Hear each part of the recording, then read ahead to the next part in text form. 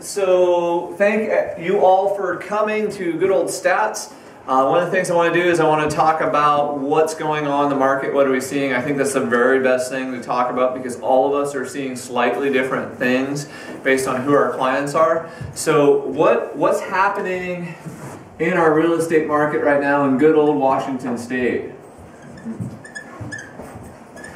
In the real estate market, what's up? What's happening? Inventory is still down. Inventory is still down, absolutely. Inventory is down.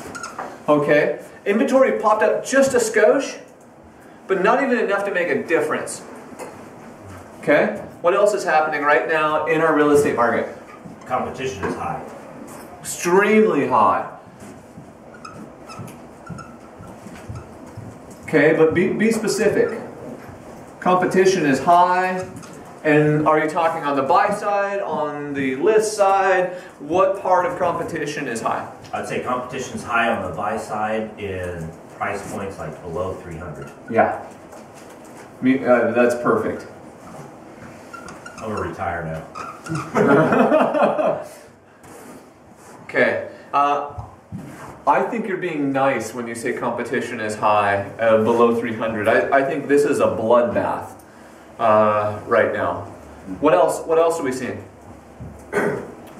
Basically, the price, the sell price to listing price ratio is depending on how you parse it, it's around 100% to over 100%. Yeah, the list to sales price ratio.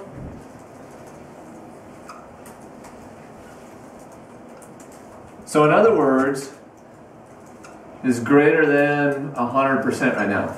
So in other words, if I put a property on the market at $200,000, I'm selling it for $203,000. Okay, what is that really indicative of? I mean, what is that telling us about the market? Yeah, the inventory is low. Inventory is low, simple supply and demand, and so supply is low, demand is high, price goes up. Exactly. So what this is this right here is one of those indicators of appreciation. Okay. And we're seeing that happen, okay? And this is another thing where it's just simple supply and demand. Demand is high, inventory is low, prices are rising. Is this sustainable? Where are we at? What else are we seeing?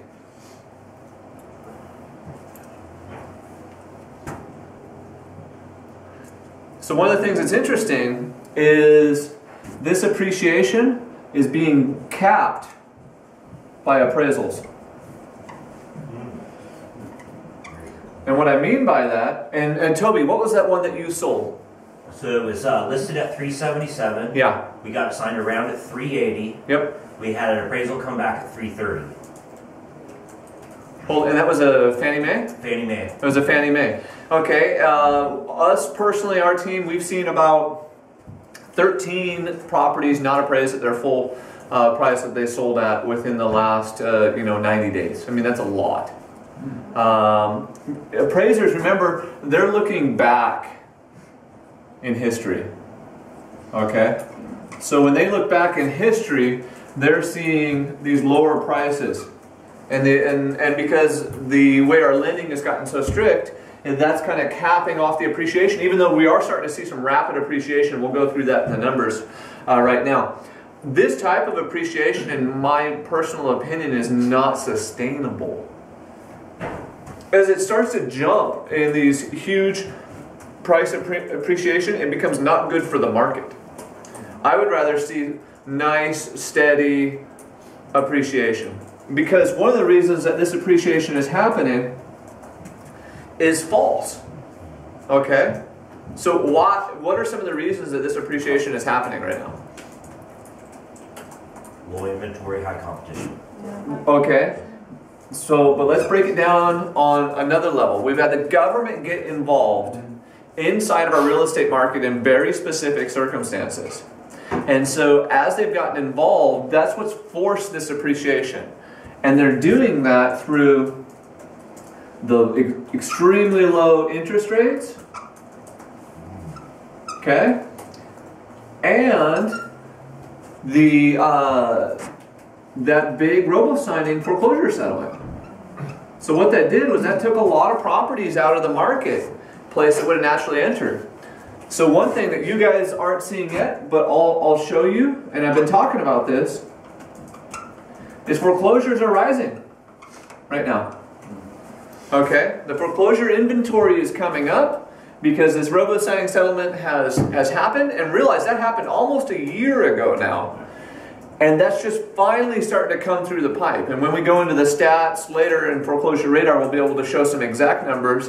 But just to give you an example, my team has already taken in 12 REOs since the beginning of the year. Where are you guys at? We're somewhere around 8, 9. Okay, and then if we go back 60 days, I was getting like 2. Same with you? Yeah. Okay, so all of a sudden it's the beginning of the year and we've got a little wave of foreclosures coming. Now, the market is so hot because inventory is down, so we're just going to go back up here and we're going to just say hot. Okay, the market is so hot, I think these rising foreclosures aren't going to kill it. I think and believe it's going to just shift it slightly more towards a neutral, but we're in such a strong seller's market. I heard a stat, and I don't know if I believe this, but they said inventory is as low on a national basis as it has been since World War II. I was like, holy cow. The other thing that's happening is our local inventory is back to 2005 levels. That's insane, and that's why we're seeing these multiple offers, people falling around. We put a property on Beach Street on the market. That property on Beach Street went on yesterday at like 1 o'clock. Lance didn't even get the sign up and there was someone already sitting at the property. Yes, it's a very affordable condo, okay? But the reality is I already have 5 offers on it. And it hasn't even been on the market 24 hours yet. I mean, that's insane. I'm getting text messages from other agents.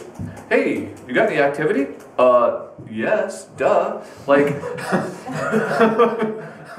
based on the price, don't you, and that's been my response to everyone. Based on the price, don't you think there's going to be activity? How much is the price? $65,000. Oh.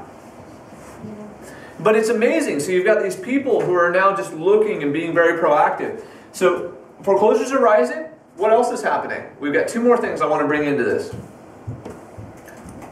New construction is rising. Okay, and what's happening with it? You're seeing growth in the number of new constructions launched. I would think they got to figure out a way to build a house so it's compatible with the inventory out there that's low. They have to build something that the consumers will take. It's very interesting. Let's go actually ultra specific. D.R. Horton launched their plat about a week and a half ago. It's right there at that pinch of the intersection between I-5 and 405. And if you go down 405, it's just right there on the right. They launched that plat about a week and a half ago. They pulled everything off the market yesterday and they're raising all of their prices by $10,000, 10 to 12. Because they sold 10 pre-sales. We're talking no standing inventory in 7 days.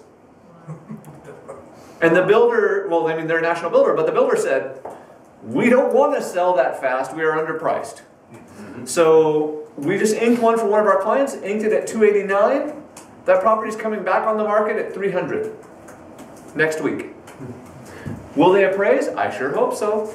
I mean, my client just made, so let's think about that. They just bought a house for $290. My client just made 3%.